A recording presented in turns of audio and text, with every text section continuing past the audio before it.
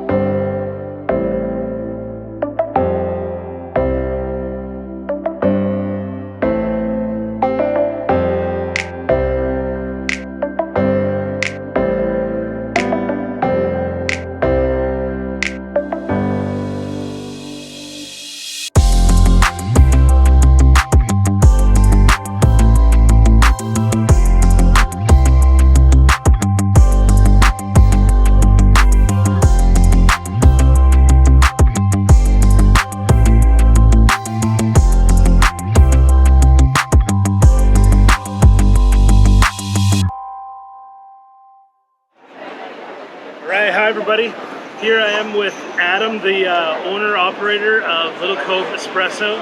Hey Adam. Hey, how you doing? Welcome to my vlog. Yeah, good to be here. You are the first guest on my segment called Coffee Shop Vibes. Awesome. Yeah, so this is like my favorite coffee shop right now. This is where I hang out probably the most when I get a chance to. So, tell me a little bit about yourself, Adam. Where are you from? And I don't know, tell me about your family, tell me about what you're doing in life. So I was born here in Hong Kong, and I'm half English, half Egyptian. My parents moved out here in the early 80s to work in hotels, and then I grew up here in Saikung, fortunately. I spent my whole life and schooling here and left to do university in the UK. Is the UK where you met your wife? No, actually, my wife and I went to the same school here in Hong Kong. We met there, but there's a 6-year age gap. So I was in my final year of secondary school. She was in her first year of secondary school, high school. I was her peer support leader. That's where we met. But so you're a creep. Yeah, I'm a creep. I was working, after university, I was working in Singapore. I came back for a holiday here. Bumped into Jade, my wife, my to-be wife.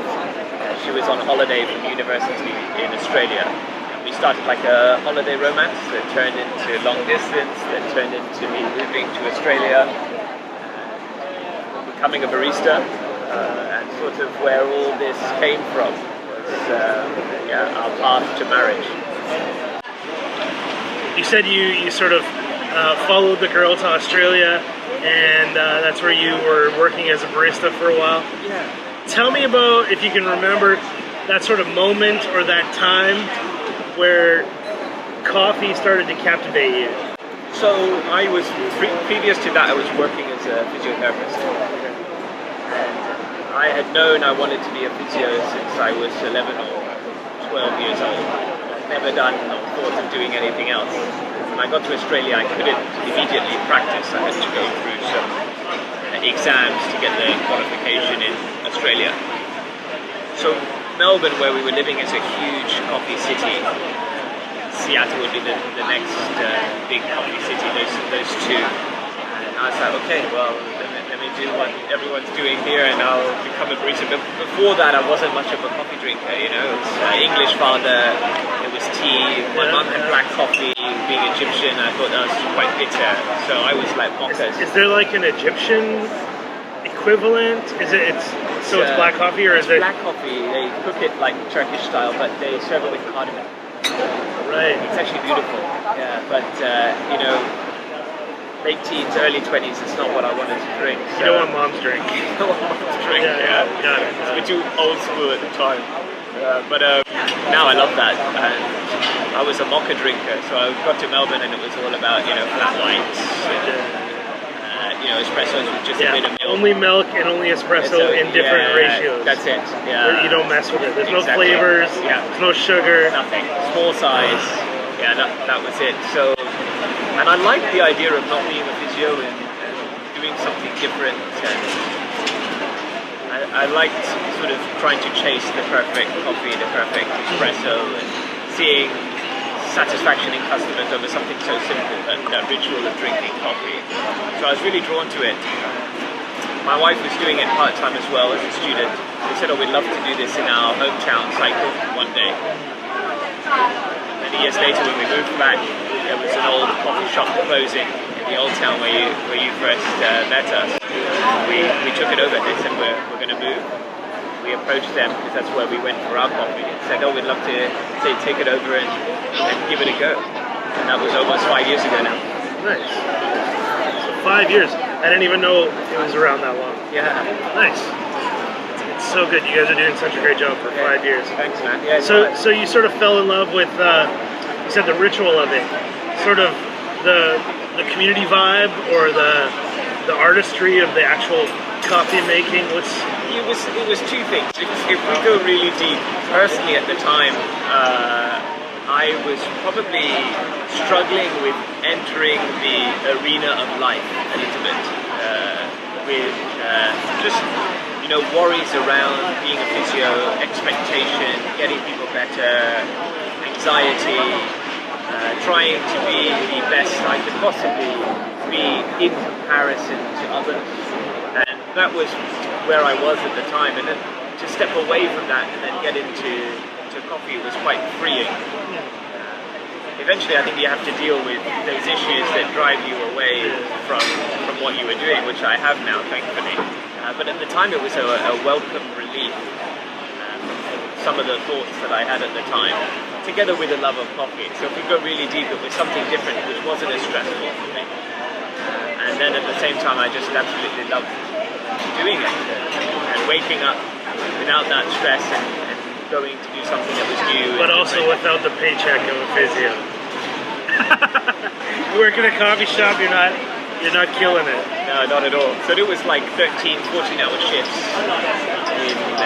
in Melbourne, long days. But you know, I was driven to 14-hour shifts. Does that mean that the coffee shops were open past 6 p.m.? Yeah. So, we were there 5 a.m. setting up. So we were actually in an exhibition center. So we did. The Melburnians love coffee, so we were in the exhibition center making coffee, and so we were 5 a.m. as people are setting up like car shows, boat shows, wedding shows. So why the idea to come back to Saikung to start instead of opening in Australia where you were, or whatever? My parents still live here in Saikung. My wife's parents live here in Saikung, so we'd love to be closer to family as we get married and start a family. So we moved back, and we didn't initially say that we were going to open a coffee shop. We came back and I was a physiotherapist, and my wife was a social worker. Then this opportunity came up, you know, we sort of jumped on it. So, you know, we had it in our minds, and the opportunity presented itself, so we sort of were open to the possibility. Right. We jumped into it. It was difficult, you know, we made a lot of mistakes, but we were willing to learn and willing to grow. And that's brought us here. Yeah. So that small shop that you had at the older shop, probably an easier place to experiment. Absolutely. Than once you sort of established yourself on the scene. Yeah, so at that time, you know, Instagram was just kind of starting. There wasn't much in the way of sort of reviews or feedback, but you know, we were on the floor talking to customers, seeing what was working. we had to learn how to find supplies, how to train staff, find staff, write their contracts, and do all the business stuff. The business stuff, on top of making a coffee and cleaning a toilet. It was really the whole shebang. So it steadily grew as we continued to work on it. We've moved to this bigger spot now almost 2 years. So 3 years in the old town, 2 years here. Nice. What is it that you feel like a good coffee shop, or Little Cove specifically, what sort of value do you bring to the community? Yeah, so I think the community is like on our Instagram, on our Facebook, we write coffee to the community. Those are the three things we value. It's really a meeting place. Coffee shops have been like that for hundreds of years. It's a place to work, it's a place for meetings, it's a place for family, and also you have a relationship where we think the customers have a good relationship with the staff. So it really is like this melting pot of people, all different backgrounds that can come together. And that's what I love most about the coffee shop is this, it's overused, that word, but the vibe that you can get here, like today on a beautiful day, I think it's quite special. Yeah, I've called this segment Coffee Shop Vibes. Yeah. Because truthfully, some people in my life would think I'm a coffee snob. Yeah. I'm not actually. Okay. I don't really care that much about the beans. Yeah. I don't really care that much about the process. I have roast profiles that I like. Yeah. But I don't know anything about them. I don't know why I like them and where they came from. So I'm not a coffee guy, but I'm a coffee shop guy. And it's for the reasons you said, especially moving around a lot. Like I lived in a lot of cities. I find that when I want to find community or like-minded people, especially creatives, digital workers, you can find them in coffee shops. Absolutely. You know what I mean? Yeah. And if you're brave enough to sort of reach out and introduce yourself and sort of nudge the guy at the next table, you can really get to know people. Absolutely. So as I follow different coffee shops and move around the city here in Hong Kong, I'm not really looking for the best coffee. I don't know what that means. I mean, there's things I like, but I'm looking for the best coffee shop vibe. Where do I feel comfortable? Where do I feel like I can have a conversation with the people around me? Absolutely. Where do I feel like not looking at my cup, but looking out onto the street or onto the neighborhood? Where do I get the best feeling for that? And so that's what I really like about when I come to Little Cove is that I feel like there's always people talking. There's always a lot of diversity in the crowd. There's locals, there's foreigners, there's families, there's single digital workers, there's whatever. And to me, that's like the great role that the coffee shop plays in the community. And you guys are killing it in that area. You also find the odd beard in a coffee shop. It's about the only place I can find it in Hong Kong is at a coffee shop. And I don't think I'm ever going to shave again. Good. Yeah. Good to hear. I'm going for this.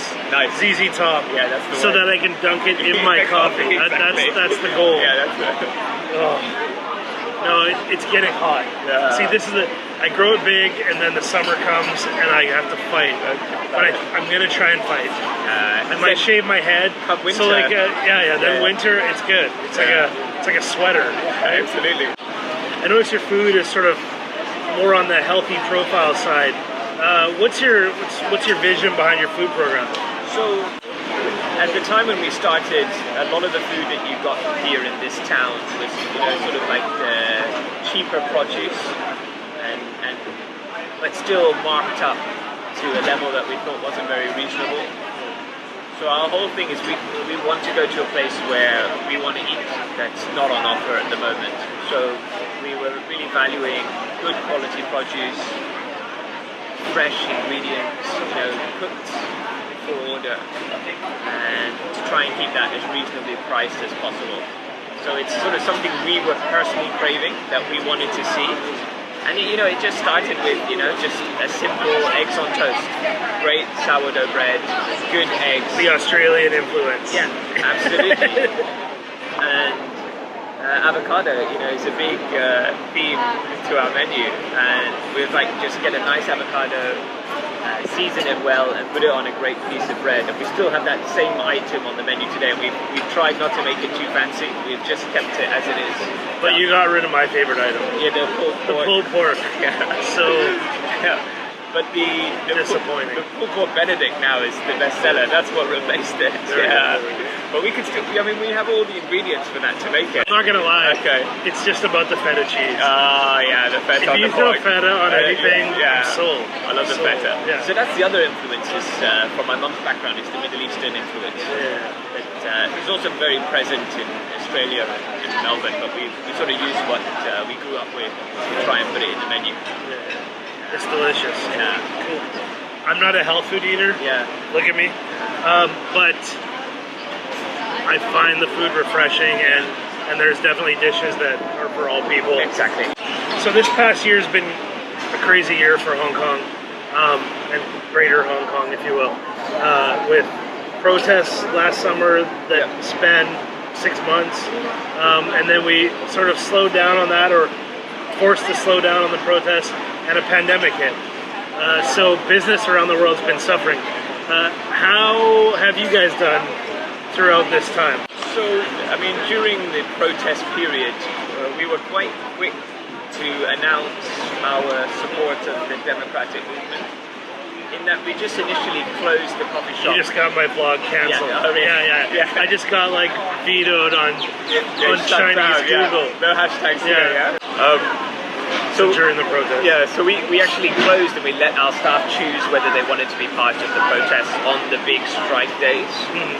And so what happened at the time, a lot of people who were very pro the movement flagged that we were as well.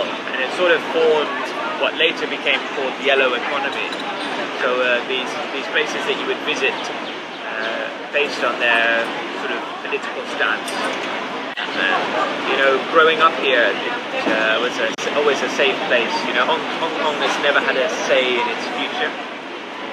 What it really wants was a safe place. And at the time, what really struck me is that it wasn't the case anymore. We were slowly losing that. You know, I still want my kids to grow up here and sort of experience, it'll be different, but experience similar things to what Hong Kong had to offer us. You know, it's a great little city. So that was our stance, and because of that, if anything, we got a little bit busier. Of course, you have to have the quality that people come and want to come again, but that was sort of a catalyst for us really going to another level and getting, you know, queues at the door. And then, you know, sort of that continued on, and coronavirus kicked off, and you know, when it was in China so close, we thought, you know, what impact is this going to have on us? But at the time we were thinking, you know, this is something we can never control. You know, in a way it is what it is. If we had to close, if we had to do what was right for the safety of the community, of our staff, we were totally ready to do that. Luckily, in a way, cases never really soared here. We had some measures put in place. And because I used to work in a hospital in infectious disease, I would do rehabilitation for patients with HIV. That was what I was doing in Singapore.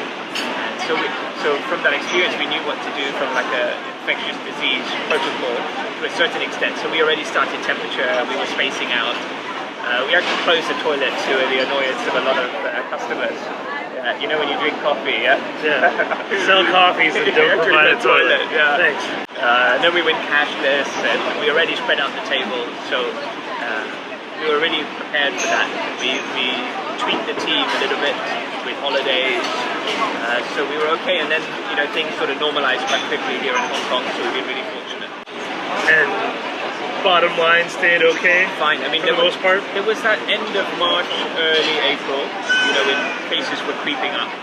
But also those few days, and I was, you know, stressed at that time, thinking, you know, worst case scenario, future. But at that time it was really heavy rain, and Saikung was always quiet with heavy rain. So that was playing a big impact as well. But it just so happened to be at the same time that the cases were creeping up. So we were planning for possible futures. We actually had developed this whole family dinners delivery menu that we would do at night. So like your classics like chili con carne that we would do and the whole family would share. So we do like a big portion. We do like curries using the same ethos of great ingredients. And we had people ready to drive around the area. So we were ready to go with that, but it didn't occur. So. Nice. Well, I've been happy that you've mostly been open the whole time. It's a benefit to me. Yeah. So last question is, are there any future plans? I mean, you guys have killed it with this location, but you're maxed out. There's a line up at the door. You got to go somewhere else, right? Yeah. Well, I think our initial mindset was like this was enough. There is that motivation that, like Hong Kong is a really expensive city. And getting your kids into schooling here and renting, it sort of demands this entrepreneurial need. So that was a little bit of a motivation. So we're like, what is the next step for us? So in the coffee industry, the coffee farmers are often a victim of the fact that it's traded as a commodity. So that price is locked in and traded even before they've grown the coffee. And those smaller farms with great quality coffee can't really sell it at a price that's sustainable. It's too cheap. I mean, if you had a huge farm or several farms in Brazil and you can flood the market, it's absolutely fine. But those smaller farms, which we're looking for and we're chasing, are struggling to meet people like us and struggling to sell it at a fair price, even though coffee for the consumer is quite expensive, particularly in Hong Kong. So what we've done is we've found a network of people who are working on the ground with farmers. They're buying it for not even a fair price, much better than that, and they're publishing the price that they pay for it. So we're quite passionate about this, and so that's what we're using here, and that's what we want to bring on a bigger scale to Hong Kong in the form of like espresso bars. So like office areas, shopping malls, busy street corners, that kind of thing. And it will have a different name. Similar ethos again, and using similar coffee. But we just want to showcase this more sustainable coffee model to protect the industry. Yeah. So there you go. There's some plans in the works. Nothing definitive yet to announce, but keep your eye out on the Little Cove Espresso Instagram channel, Facebook, all those places, and definitely come check out the shop. Spend some time here with Adam and his staff. Enjoy some great food and some good coffee. Show to me a tattoo. We'll record it outside of this. Okay.